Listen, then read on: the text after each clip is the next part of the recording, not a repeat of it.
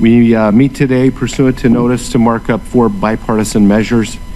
As your offices have been notified, it is the intent of the chair to consider en bloc the following items which were previously provided to members and are in your folders. House Resolution 210, affirming and recognizing Khmer Laotian Hmong and Montagnard freedom fighters and the people of Cambodia and Laos for their support and defense of the United States Armed Forces and freedom in Southeast Asia. Included in that is Salmon Amendment 148 in the nature of a substitute to HRES 210. House Resolution 634, recognizing the importance of the United States Republic of Korea Japan trilateral relationship to counter North Korean threats and nuclear proliferation and to ensure regional security and human rights. Salmon Amendment 146 in the nature of a substitute to HRES 634. House Resolution 728, supporting human rights, democracy, and the rule of law in Cambodia. Sherman Amendment 42 to HRES 728, and H.R. 4501, the Distribution and Promotion of Rights and Knowledge Act of 2016, without objection. These items are considered as read and will be considered en bloc. And I will now recognize members to speak on these items, beginning with myself and the ranking member. I'd like to speak in support of each of the measures our subcommittee will be marking up today. First, House Resolution 210, legislation introduced by Mr. Duffy of Wisconsin, recognizes the people of Cambodia and Laos for their support of the United States Armed Forces in Southeast Asia. Many ethnic groups in Cambodia and Laos fought with the United States Armed Forces, aided in rescue efforts, assisted with intelligence gathering, and provided food and shelter to our troops during the Vietnam War era. These acts are truly commendable, and this resolution seeks to recognize their important contributions in our shared history. I worked with Mr. Duffy in creating an amendment in the nature of a substitute and submit that today to clarify some of the language in the bill. The next item is House Resolution 634, a bill I introduced to recognize the strategic and security importance of the United States Republic of Korea Japan trilateral relationship. North Korea continues its provocations, test firing 2 ballistic missiles just a couple of weeks ago. North Korea's bold-faced rejection of international norms and multiple UN resolutions is manifestly threatening the safety of the neighborhood and our close allies, Japan and Republic of Korea. Proving the administration's strategy of strategic patience is not working. As a result, we must work proactively with our allies to counter North Korean threats and nuclear ambitions. The Korean-Japan relationship has come a long way, and our 3 nations are now working closely together to confront the threat of nuclear North Korea. These closer ties will ultimately foster increased security and ultimately improve the lives of all those on the peninsula and in the region. We can have no other expectation than that North Korea will continue its provocations, and we must stand firm with our allies and partner with them to deploy an anti-missile system that will protect their communities.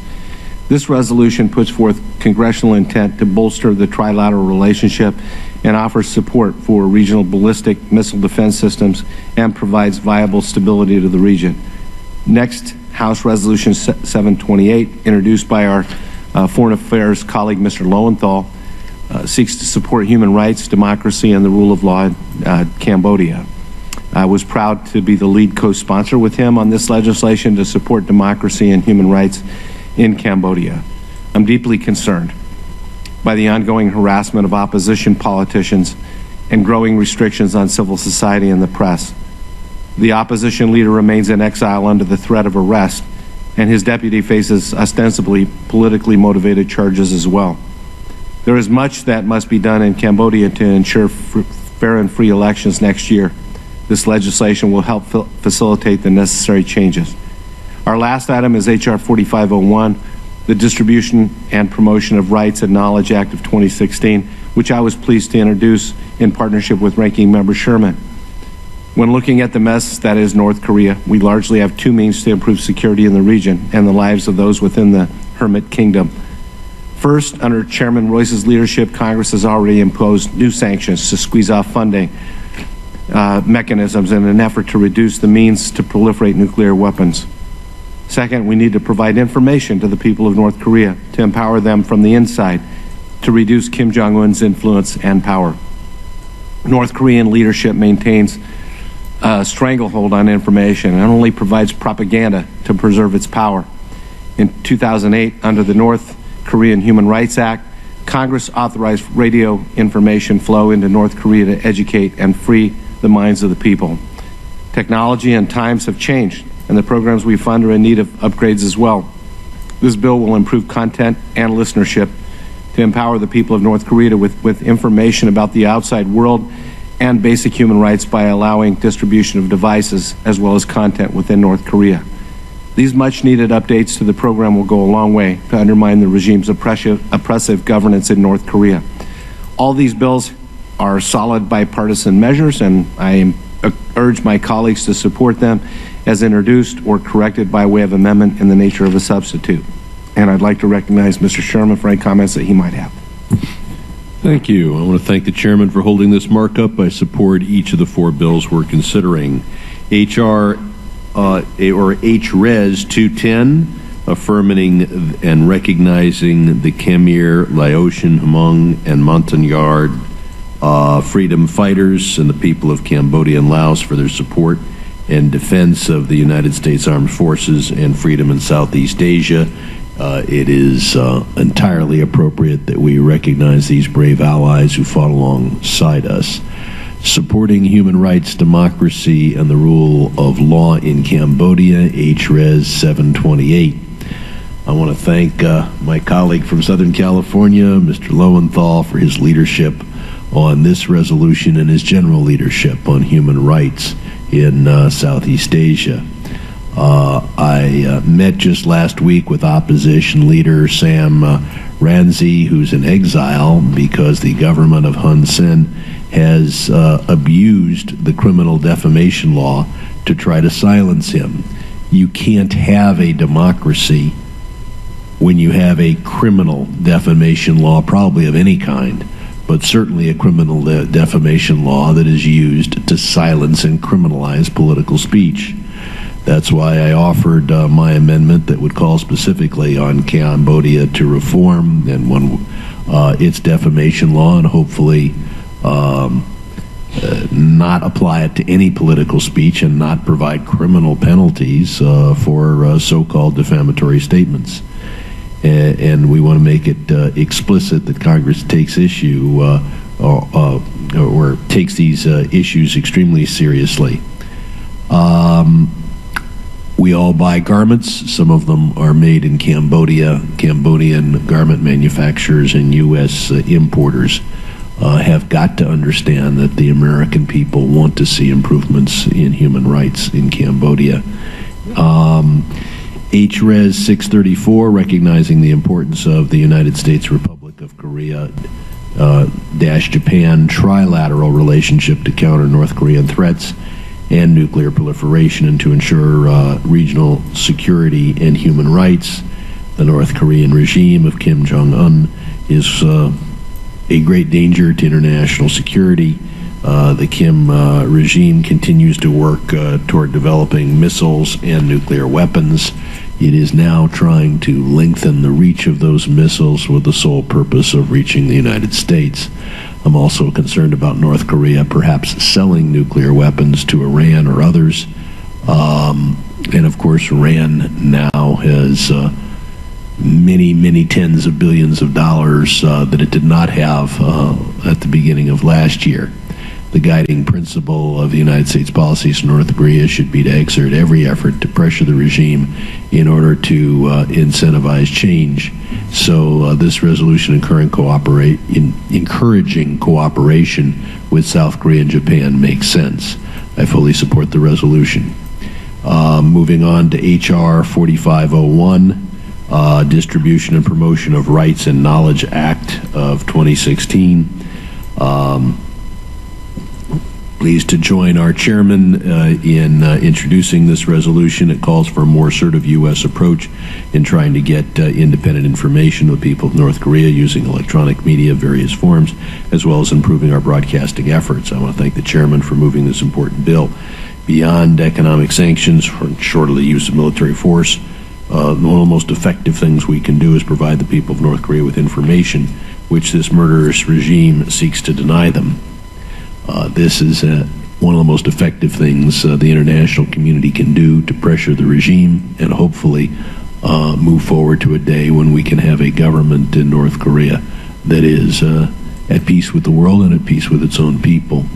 Information from independent sources has consistently been a destabilizing influence on totalitarian regimes, which accounts for why they go to such extreme ends to prevent that information from reaching its citizens. The United States should increase its efforts in this regard, increasing current VOA broadcasting into North Korea and supplementing this broadcasting with social media. We must adopt our diplomatic efforts to spread the American message according to the new technology of these times. I'm pleased to see the committee move forward in a bipartisan fashion, which of course has characterized its work. And I yield back 1 second of time. Thank the ranking member. Chair recognizes Mr. Rohrabacher. I rise in support of all four of these resolutions, but in particular, I'd like to thank you, Mr. Chairman, for your leadership in HRES 210, which underscores the important role played by Khmer, Laotian, Hmong, and Montagnards during the Vietnam War. Now, while not in the actual military, I found myself in the Central Highlands in Vietnam in 1967, and I was working with the Montagnard tribesmen, who the people who you could trust with your life were Montagnard tribesmen, and at that time there were some troubles with relying on our allies in the South Vietnamese Army, but these tribal people, the Montagnards, and by the way, Montagnards mean mountain people, and Hmong and Laotian means mountain people. And what we're really talking about is an ancient separation of the various peoples of that region between mountain people and valley people. And the Montagnards were very unsophisticated but most courageous. They were short and small in stature, but just overwhelming in courage and honor with their word. So it's good that we had. It's good that we're honoring them today because they saved a lot of American lives, and I witnessed that firsthand. And number two, I'd like to thank Mr. Lowenthal for his HRES 728. Mr. Lowenthal has, as I did when I represented his district, which he represents now, a large Cambodian population of Cambodian Americans, and the Cambodian Americans have come here to be free, but they look back at their homeland, and after all these years when the Vietnam War is behind us, Cambodia is still run by the same tough guy, corrupt regime that has been in power for over 30 years. Let me just note, in a historical note, of one reason why this is an important resolution for us is that the United States government convinced Hun Sen, the tough guy who was put into power by a Vietnamese military, they convinced him that he should actually have a free and fair election, and he had it. And there were 20,000 United Nations troops that were permitted into Cambodia for that election. This must have been about the middle 1990s. Hun Sen lost that election. He lost the election, and he was, but the American ambassador at the time felt that Hun Sen would not give up power, and if we tried to force it, that he would, there'd be bloodshed, etc. And we backed down. And there was a compromise that was reached. They'd have 2 prime ministers and 2 presidents. That bit of lack of willingness to stand up has condemned people of Cambodia all of these years to live under a tyrannical and corrupt regime. And this resolution should remind us that the people of Cambodia are still suffering, and we should not leave them out of the equation when we are trying to decide where we are going to take a stand, because it was our ambassador that made the wrong decision that has condemned them all of these years. So what this resolution should be called is, Mr. Hun Sen, it's time to go. And as we pass this resolution, I hope that message will be delivered to Hun Sen. It is time for you to go, Hun Sen. It is time for the people of Cambodia to have their freedom and to cast off this corrupt regime that steals their property and enriches a small clique of Hun Sen cronies. So with that said, I will be supporting all of the resolutions, but especially those 2. Thank the gentleman. Chair recognizes Mr. Lowenthal. Thank you, Mr. Chairman, and I'd like to thank you, Mr. Chairman, for bringing up my resolution, HRES 728, which supports human rights, democracy, and the rule of law in Cambodia. And I'd also like to thank you, Mr. Chair, for introducing this bill as the first other sponsor, along with myself, along with Chairman Royce as a co-sponsor and Ranking Member Engel as a co-sponsor. Congressman Chabot is also an original co-sponsor. Together, Congressman Chabot and myself, we founded the Congressional Cambodia Caucus earlier this year to shine a light on these issues. As been pointed out so well by Congressman Rohrabacher, who I thank for you for your comments, and also by the chair, Cambodia is a nation with enormous potential, home to a large youth population that strives to have their voices heard and their concerns listened to. However, for over 30 years, Cambodia has been ruled by the same ruling party and its leader, Prime Minister Hun Sen. Despite political violence and election irregularities, which were sanctioned by Hun Sen and his Cambodia People's Party, the opposition has continued to grow in support and will contest first local elections in 2017 and national elections in 2018. Last year, the Cambodian government revived the 7-year-old defamation charges against opposition leader Sam Rainsy, expelling him from the parliament, forcing him into self-imposed exile. That's not enough. Since then, the government has sought to arrest Kem Sokha, the deputy to Sam Rainsy and the deputy opposition leader, who now remains under effective house arrest.